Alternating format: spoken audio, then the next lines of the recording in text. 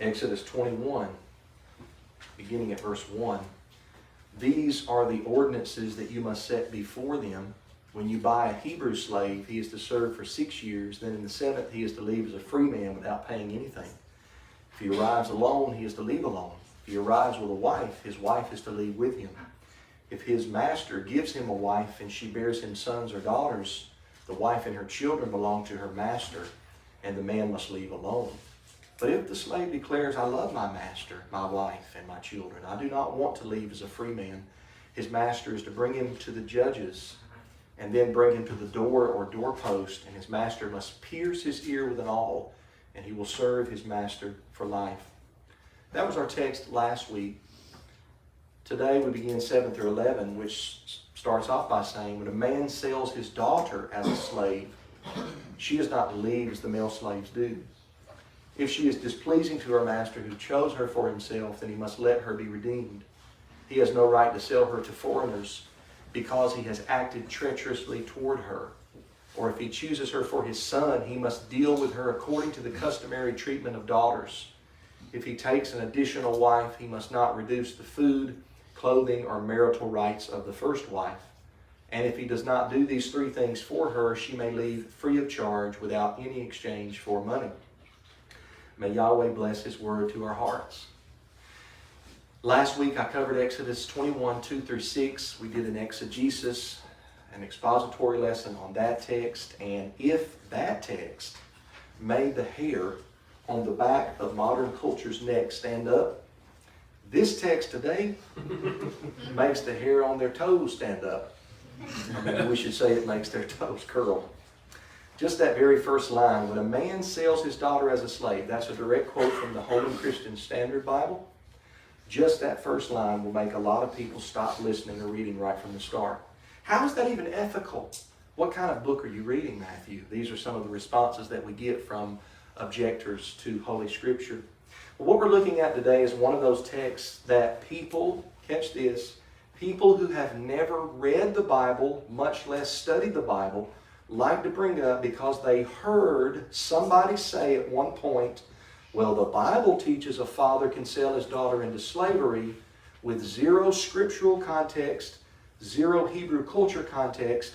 They heard this, they got triggered, and now they repeat it every time somebody tries to convince them that the Bible is a good book or that the Bible is a holy book.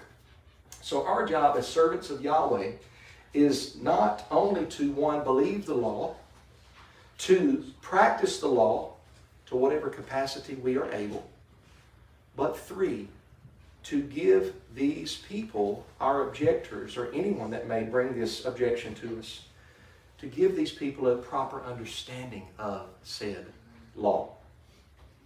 We need to realize that whenever we meet someone who hates the Almighty, because there's no middle ground, you either love Yahweh or you hate Him.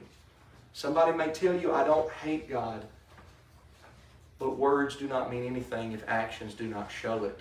We talked about that in James 2 today in our class. So people that do not follow Yahweh, people that snub the Bible, people that snub Yahweh's law, they're haters of the Almighty.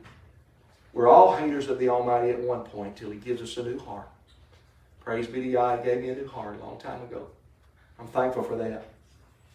But when we meet somebody who doesn't have the new heart, when we meet somebody who hates the Almighty, we have got to resist the urge to argue with them. And by argue, I mean just blurt out things one after the other, because that gets nowhere and it just hardens the heart even that much more. What we've got to do is recognize this person is a human being. This person is made in the image of Elohim. We want to try to get them to see Yahweh is love. His law is love. So let me take a deep breath, maybe count to 10, and be humble and gentle, and realize that the servant of the Lord must not strive. 2 Timothy 2:24, but be gentle, able to teach, instructing his opponents in gentleness. I think it's the New Living Translation that says that the servant of the Lord must learn how to be patient with difficult people. That one hits home with me. I talk to a lot of people in my line of spiritual work that are difficult, and I need a lot of patience. But as Mama told me a long time ago, Matthew, if you pray for patience, God isn't just going to zap you. He's going to give you opportunities to be patient, so be careful for praying for patience. And boy, was she ever right. So resist the urge to argue. Give them the opportunity to speak. Let them let it all out and gently offer them the correct perspective, especially on a text like this. So right at the beginning, I want you to recall last week's text in verses 2 through 6 is speaking only of a Hebrew manservant, a male, a man. We know that from the part about he enters into his servitude with a wife, then he leaves with a wife, if his master gives him a wife. So we're talking about a manservant, okay? I think, though, even more importantly, that we get that from a straight reading of verses 2 through 11 as a whole. Really, you need to read that. You can't read 7 through 11 without the backdrop of 2 through 6. It comes on the heels. It's one long instruction about the slavery laws of Yahweh, or the servitude laws of Yahweh. It comes right off the heels of verse 6, verse 7 does, because it says, this is KJV, and if a man sell his daughter to be a maid servant, she shall not go out as the men servants do. So there's a contrast between the ebed, the manservant, 2 through 6, and the maid servant, or the amah. We're learning some Hebrew, Brother Sandy. Ebed is the manservant, amah is the maid servant. I'll pass out the quiz after the sermon. So amah is the Hebrew word for maidservant here. Other Bibles translate this word as handmaid, bondwoman, or some female servant. As we see, the HCSB, a prominent translation, continues to use the word slave, as does the New American Standard Bible. It uses the word slave, and the New Revised Standard Version uses the word slave. Those are two top-notch, formal, equivalent translations of the Bible that are made by a multitude of scholars. They choose to use the word slave for a reason. So this is not just Brother Matthew making this up. So female slave is not incorrect. Handmaid, bondwoman, or maidservant might be better. It might be smoother, especially in our day and time. But either way you translate it, we know the Hebrew is amah, and I want to unpack that word amah and its context a little bit. The word amah is used about 56 times in the Hebrew Bible, and there is a divide in the scholarly community. There's a divide on whether the word applies to a servant or a wife in this particular string of verses. A man named T. Desmond Alexander, he writes this in his commentary on Exodus, page 475, quote, "While it is possible to argue that the term amah is merely the female equivalent of ebed, a survey of how amah is used in the Old Testament reveals that it is frequently closely associated with marriage. Schultz, another commentator, draws this out by contrasting the use of amah with that of sifah, the other Hebrew term for a female slave. Uncertainty regarding the exact status of an amah is highlighted by Avigad in discussing an ancient Hebrew tomb inscription which records that the tomb contains the bones of the man and the bones of his amah with him. Legally, the amah was a bondwoman, but in practice, her rank in the household depended entirely upon the position her master wished to give her." End of that quote. That is a profound paragraph. If you have to go back and watch the video on YouTube or get my notes and read that paragraph 3 or 4 times, it is extremely profound. That is a very, very good commentary on the word amah.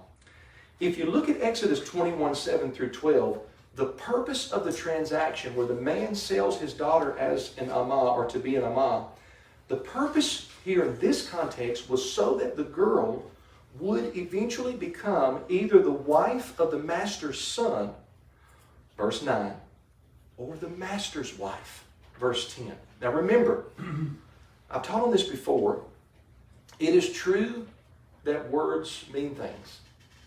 But it is also true that words by themselves do not mean anything. Words are defined by how they're used in particular contexts. So here's just an English example. If I say the word bat, B-A-T, you don't know what I'm talking about. I could be talking about a baseball bat. I could be talking about an animal that comes out at night. I had some in my roof a few years back. I could be talking about it as a verb, where a player gets up to bat. I could be talking about Tisha when she bats her eyes at me. I could be using them in Differing contexts. You smiling, honey? I could be using the word that in different contexts. See, so a word by itself, just put out there, doesn't mean anything, but when you attach it to context, this is how Hebrew lexicons or lexicographers, they arrive at definitions for different words. It's because they look at all the contexts in which the word is used. And a lot of times words have multiple definitions depending on their context. So in this case, in 7 through 11 of Exodus 21, I believe that the Amah is meant to become a wife. I think that's the context. Exodus 21:7b says she is not to leave as the Ebed does. What does that mean? Well, the Ebed, the manservant, verses 2 through 6, he does what? He serves for 6 years. He leaves on the 7th year. He has the liberty to leave on the 7th year. Whether or not he leaves is up to him. His master has to let him go on the 7th year, but he can choose, not the master, he can choose to stay if he wants to. We talked about that last week. Well, Exodus 21:7 tells us this is not what happens with the maidservant. She does not go out like the Ebed. She stays. Why does she stay? The reason is because the purpose of her being sold is to become a permanent wife in the household. That's what's happening here. We're starting to see some of the pieces of the puzzle come together because we're trying to understand the intent of Yahweh's law from its original meaning, its original giving. Why would a father sell his daughter to be a maidservant in a mob, let's say? Well, I want you to think back to my lesson last week. What's the primary reason that one Hebrew man would buy another Hebrew man to be his servant? It was in order to lift that person out of poverty. The slavery laws of Yahweh are more about making Hebrews equal instead of non-equal. You still have master and servant, but equal in the sense that the man goes from poverty to a life of financial success and stability because of the provision of his wealthy master. So you have financial stability, lifting out of poverty, and a better life in general. So what a dad is doing here, ancient Near Eastern context, Hebrew culture, is Exodus 21:7. The dad is looking out for his daughter. He sees a better life for his daughter than he can give her. He is not selling her to be trafficked by lawless humans. He is not selling her to be beaten or have no will of her own. He is selling her in order to lift her up from the poor status that she is in due to him into a higher status, a wealthy status in the community of Israel. For a modern illustration or concept of this, think about when somebody places a child up for adoption. Because the mom or even the dad sometimes knows they can't give the child the life that they want the child to have. So they say, sometimes with tears, we're going to place our child up for adoption. And you can go on YouTube and punch in adoption stories, and you see where a biological mother or father still has a relationship with a child that is now in their teenage years but were adopted into a successful, stable family. And they still have a relationship where they know them in their older teenage years, but they're so thankful that they didn't keep them because they didn't have a car, they didn't have a house, they didn't have any money, they didn't have a way to provide sometimes even food for the child. So they did what? Gave their child up for adoption. The child was bought for a price and then welcomed into the family as a son or as a daughter. Normally, in our culture, from the beginning of time, normally poor people marry poor people, middle-class people marry middle-class people, and rich people marry rich people. So the poor stay poor and the rich stay rich. Well, one of Yahweh's solutions to this social dilemma is this. I'm going to place within my law the availability of selling one's daughter away to a wealthy family so that she becomes financially stable, and there's nothing wrong with that desire that a father has for his daughter. In general, even today, when a woman looks for his husband, is not one thing that she should look for a man who is willing to work to provide for her and her future family? Amen? We should all say amen on that, especially if we got daughters. I have done jobs for dads before who complain to me because I'm the septic tank man and they got to have somebody to vent to. And people like to vent. You all like to vent whether you admit it or not. You like to vent to somebody. So I had this dad one time vented to me that his daughter married a man who won't work. He refuses to work. And he used some words that I can't repeat from behind the pulpit about this young man, even though he was his technical son-in-law. He said the man or the boy just sits around the house, he watches TV all day, he doesn't do anything but drink beer and eat the food that my daughter brings home because she's the only one who works and makes a living. They live in Dad's rental house for basically nothing, but the dad doesn't want to kick them out. Why? Because it's his daughter. She's trying her best to stay afloat. But he can't do anything about the lazy son-in-law because once the rats move in, it's hard to get the rats out. That's right. Amen?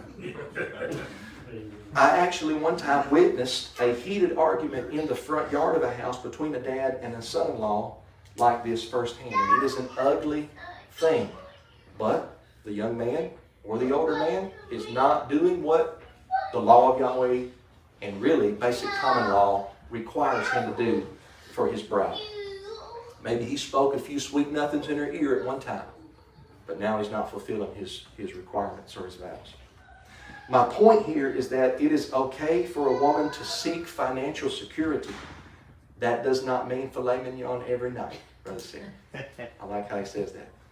But it does mean housing, a car, food, clothing, and even nice things to pretty up a woman's life. The Torah prescribes that a man be the primary provider in the home. Remember, I talked about last week, the man is the one who brings home the meat and the vegetables, then the wife prepares them, she cooks them. The man brings home the fabric, he provides the material, the wife then sews them for her and her husband and her family. That's how it worked in Hebrew society, and that's how it's worked for the most part in society in general throughout history. So, this dad in Exodus 21, he sees this good, righteous family better off than he is, and he sells his daughter to be an Ammah, not to primarily better himself, but to make sure his daughter is set for the rest of her life. It's really beautiful.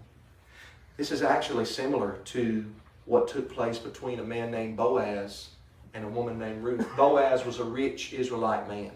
Ruth was a poor Moabite woman. She did not have a good dad close by, but praise Yahweh, she had a good mother-in-law, Naomi.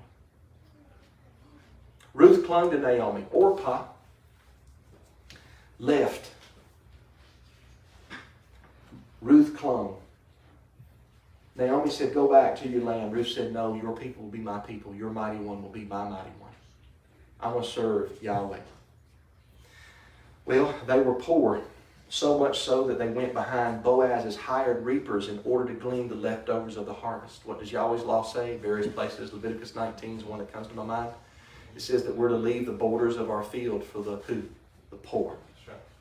Ruth and Naomi were poor. So they went behind Boaz's reapers. And the law says in Israel that when you reap your harvest, if you forget a sheaf, you're not supposed to go back and get it. So you don't just leave the borders, but you leave the sheaf that you forgot or that you dropped. You just keep on going. Why? The poor come behind you. They're gleaners. This was Ruth and Naomi.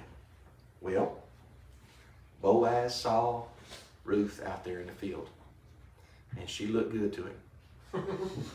Didn't matter if there were dirt under the fingernails, maybe a high ponytail. Boaz said, I like the high ponytail. I preached a series of sermons on Ruth one time, four sermons all the way through the book. Well, Boaz liked how she worked. He liked how she looked, and he told his workers, he said, listen, y'all leave a little bit extra for Ruth, because he took a liking to her. Now, Boaz was kin to Naomi, Ruth's mother-in-law, on her deceased husband's side. Don't think for one second that Naomi did not know what she was doing in setting up Ruth to be around Boaz. Naomi was wise. She was smart. Boaz was a prominent man. The book of Ruth says Boaz was a prominent man of noble character. And Naomi knew that young, poor Ruth would be safe and stable with a man like Boaz. Well, Naomi even tells her in Ruth 3, 1 through 3, this is the contemporary English version. I picked this one because it's real easy to understand and it gets the point across. It says, one day Naomi said to Ruth, it's time I found you a husband who will give you a home and take care of you. You have been picking up grain alongside the women who work for Boaz, and you know he's a relative of ours. Well, tonight he will be threshing the grain. Now, take a bath, put on some perfume, then dress in your best clothes. Go where he is working, but don't let him see you until he has finished eating and drinking. The text says, Boaz ate his food, he drank his wine, his heart was glad, and he laid down. And then Ruth went quietly, and she laid at his feet. He woke up, and he said, what in the world is this woman doing at my feet? He probably said, what in the world? He probably said, well, it's about time. So she tells Boaz, as she lays there at his feet when she wakes him up, she says in Ruth 3 verse 9, I am Ruth, your handmaid, Amah. I am your Amah. Now, what was she going to become? His wife. She knew it. It worked out. You can read the end of the book. It worked out wonderfully. Spread your skirt over your handmaid, for you are a near kinsman. Talking about a near kinsman to Naomi, because she had lost her husband. But Ruth is basically asking Boaz, I want you to marry me. Will you marry me? Exodus 21:7's main point here is protection for the man's daughter. That first line in verse 7, when a man sells his daughter as a slave, HCSB, that sounds rough by itself without any context. And that's usually how it's quoted by people in the world or by people in the church that think Yahweh's law is abolished. Oh, we can't go by the law. The law allowed a man to sell his daughter as a slave. Sounds rough by itself as a one-liner. But when you begin to unpack and understand ancient Near Eastern culture, linguistic context, and what's taking place here, you realize, and Amah, Ruth, Boaz, low class, high class. Yahweh's bringing up his daughters with this law. It's beautiful. Legally, the girl became an Amah, maidservant, handmaid, but the status of an Amah could be as high as a wife of the master of the house. It all depended upon the master of the house. Now look at verse 8 by itself. This is the next verse. This is the only one we're going to get through today in the lesson. But verse 8, if she, the Amah, is displeasing to her master, who chose her for himself, then he must let her be redeemed. He has no right to sell her to foreigners because he has acted treacherously toward her. So verse 8 says it's considered an act of treachery if the master who purchased the female decides he does not want to keep her. He cannot sell her to outsiders, to unbelievers. He has to let her be redeemed or bought back into where? Her family. Yahweh again is looking out for the woman. That same phrase, acted treacherously, is used in the book of Malachi 2, 10 through 16, a total of 5 times, in reference to Israelite men who were putting away their Hebrew wives and then going after heathen, wicked women. The point that I'm making is in both contexts, in Exodus and in Malachi, both contexts are marriage contexts. Therefore, to get rid of the woman in both Exodus and Malachi is considered a treacherous act. Now it protects the woman. Remember when I talked about the law of divorce? You know, anybody that's been through a divorce knows that they're ugly, right? But yet, Yahweh puts the divorce law in His Torah for a reason. And I'm not going to go through all of that right now, but the primary reason in Hebrew culture was to protect the female from a hard-hearted man that was married to her, but then she became unfavorable in his eyes. It's not talking about, in that text, it's not talking about that she committed a crime or anything. It's just that there was something displeasing. And so Yahweh recognizes that. He looks ahead of time. He knows how people are going to be, and He protects the female there in that law.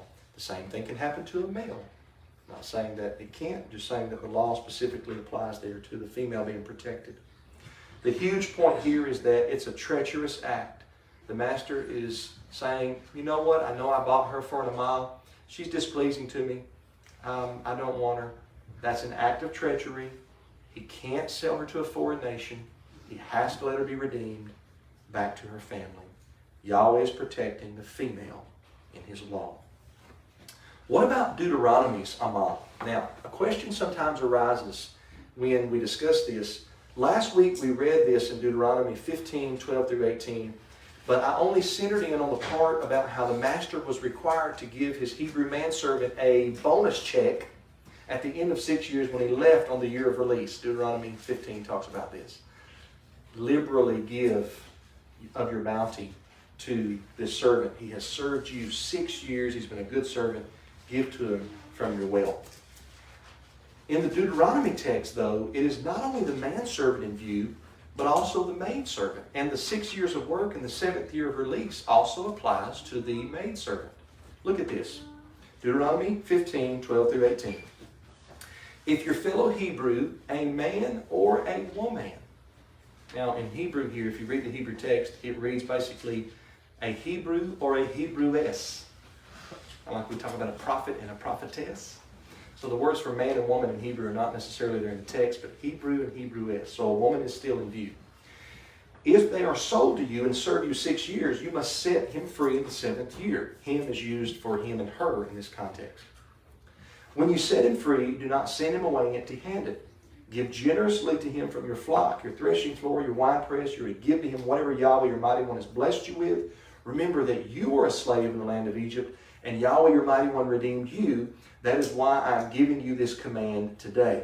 But if your slave says to you, I don't want to leave you because he loves you and your family and is well off with you, take it all, pierce through his ear into the door. He will become your slave for life.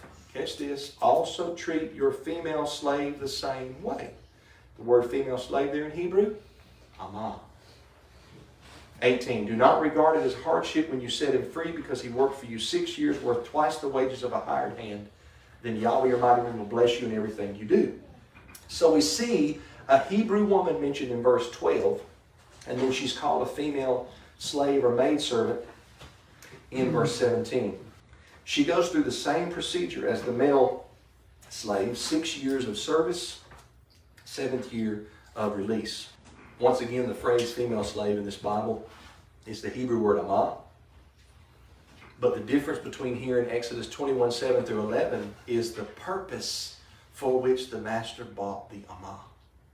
Remember, legally, an amah was a maidservant, but the master of the house could purchase an amah for a servant around the house, Deuteronomy 15, 12 through 18, work 6 years, release the 7th. Or he could purchase an amah to be the wife of his son or his own wife.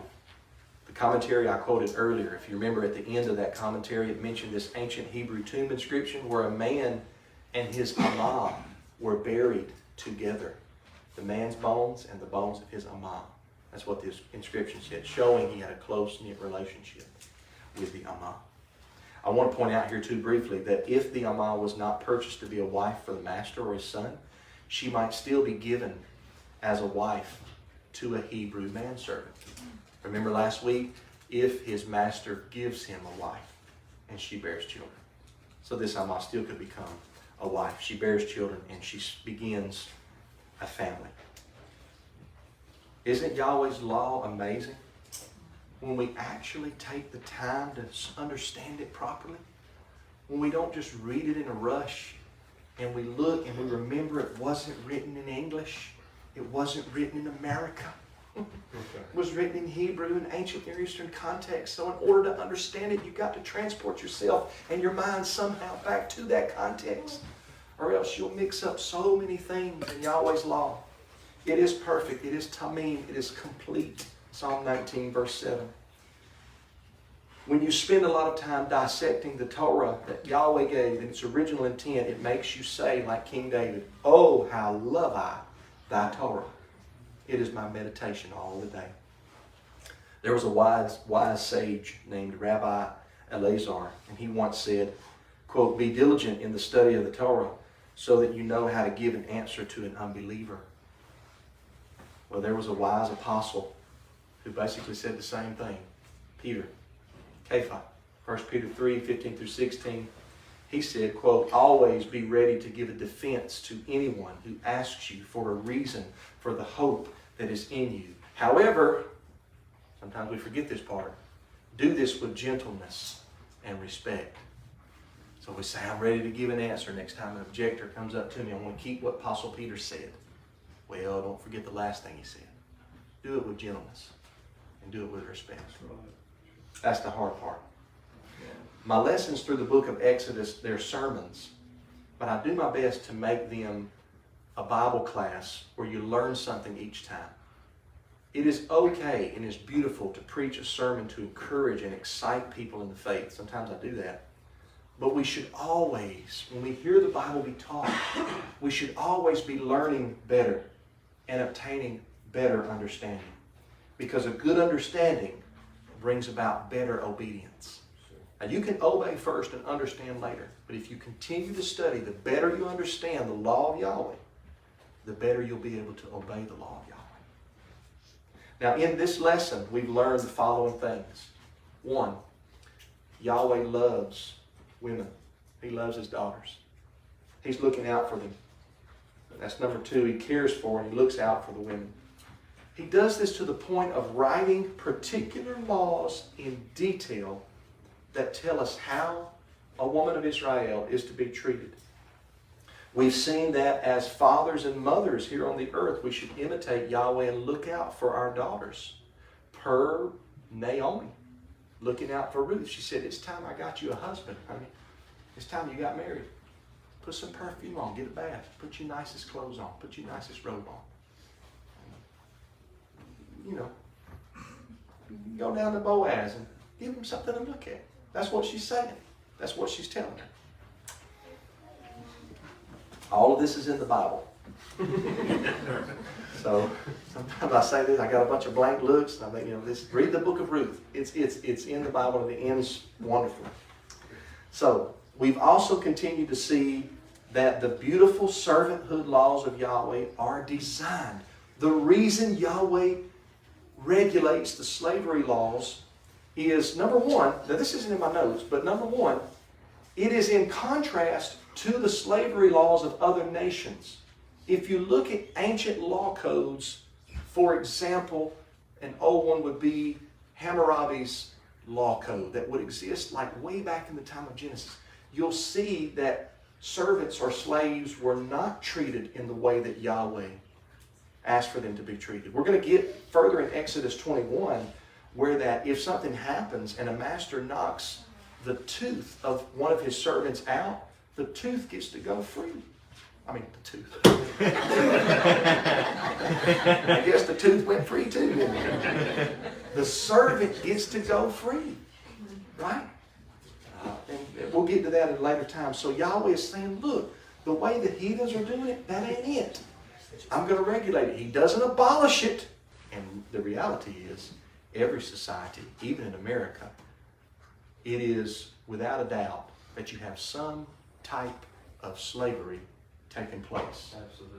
Some type, even if it's to the government. And I could preach a whole message on that, but that's not the point of the sermon. Yahweh designed his slavery laws to lift up the poor from poverty. He tells us in Deuteronomy 15, and then Yeshua says in his ministry, we'll always have the poor with us. We always will. But there are ways when we obey the law that we can bring our poor neighbor up another notch or notches by blessing them with the wealth that Yahweh has given us. Nothing wrong with being wealthy. Nothing wrong with being wealthy. How do you think the poor person is supposed to be helped if everybody in the nation is poor? That's right. You have wealthy Israelites too living there. I'm talking about what we would call filthy rich. Millions and millions, maybe even billionaires like Job and Solomon and some of them. What we would call millionaires or billionaires. And these laws were designed for the Hebrews that didn't have a lot to be lifted up and to be able to be successful and financially stable in life. All of this is right here in this book. This book that sometimes becomes dusty and not read. There was an old song that said there might be a little dust on the bottle. I like to sing it, there might be a little dust on the Bible.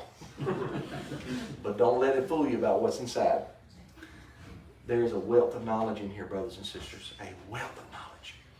But you've got to slow down and take the time to read it and understand it properly. And it'll be beautiful. We read it in Matthew 5 today. Whoever practices and teaches these commandments will be called great in the kingdom of heaven. That's why I do what I do. That's my whole ministry for the next, Yahweh's will, 40 years of my life, is teaching the Torah and putting the parts to practice that apply to Matthew Jansen. That's what I'm going to do. Why? I want to be great in the kingdom of heaven. We're going to continue verses 9 through 11 next time that I teach on this particular text. For now, This book of the law shall not depart from your mouth, but you shall think on it day and night. Be careful to do what God tells you to do, so that you will have good success. Listen, children, don't turn to the right, don't turn to the left, but stay on the narrow path. Be careful to do what God tells you to do, so that you will have good success. See these little ones in here? One day they're going to be my age, and they're going to remember that song. I'll be dead and gone. They'll say, Brother Matthew taught us that song from Joshua. Let's sing that Joshua song.